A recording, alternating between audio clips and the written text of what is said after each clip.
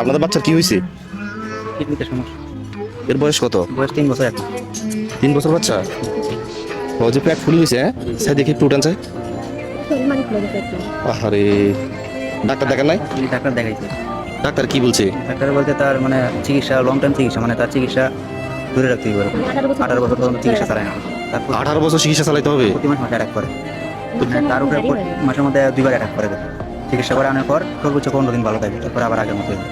মূলত সমস্যা কি? সমস্যা তার প্রস্রাবের ইনফেকশন, চাকরিতে মানে সমস্যা, তো প্রস্রাব করে, প্রস্রাব আটকে যায়।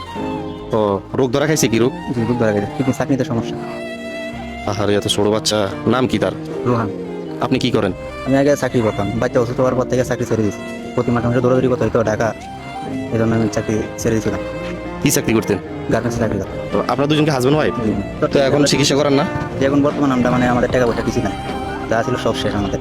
আপনাদের বাড়ি কোথায়? আমার বাড়ি নাথুরন। এখানে কই থাকেন? এখানে চট্টগ্রাম থাকি, থেকে তোলা ভাইয়ের বাসায় থাকি। 3 বছরের শিশু কিছু বুঝে না, শুধু কষ্ট পাইতেছে। হ্যাঁ বুকের মধ্যে এখানে ব্যথা করে, শুধু এটা বলতে পারে যে আমার বুকেতে ব্যথা করে। কথা বলতে পারে? জি, সব কিছু বলতে পারে। বুকে ব্যথা করে? বাবু নাম কি? রোহান। রোহান, বুকে ব্যথা করে? হ্যাঁ চোখ টোক তো সব ফুলে গেছে, হ্যাঁ কত কষ্ট পাইতেছে। শ্বাস নিতে অনেক কষ্ট হচ্ছে। মানে সে প্রতিটা সেকেন্ডে সেকেন্ডে কষ্ট পাইতেছে। এখন তো তেমন কিছু খাইতেও পারে না, খাইলেও সমস্যা। খাইলে এখানে ব্যথা খাইলে মানে আর শরীর পুরি। আপনাদের ছেলে মেয়ে আছে? এটাই, হ্যাঁ তার বাচ্চার অরিজিনালি চেহারা হচ্ছে। মাশাল্লাহ কত সুন্দর চেহারা। আর এখন বর্তমানে এই যে এই অবস্থা, এটা তো তার জন্মগত সমস্যা না।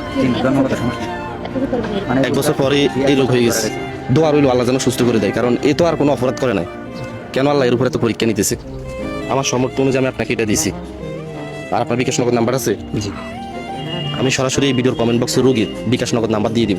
আপনারা কত টাকা কত জায়গায় অপচয় করেন, অন্তত একদিন একটা চা কম খাবেন, একটা পান কম খাবেন, সেখান থেকে 5 টাকা 10 টাকা 50 টাকা 100 টাকা আপনার সামর্থ্য অনুযায়ী যে যা পারেন এই ছোট মাসুম বাচ্চাটার জন্য পাঠান।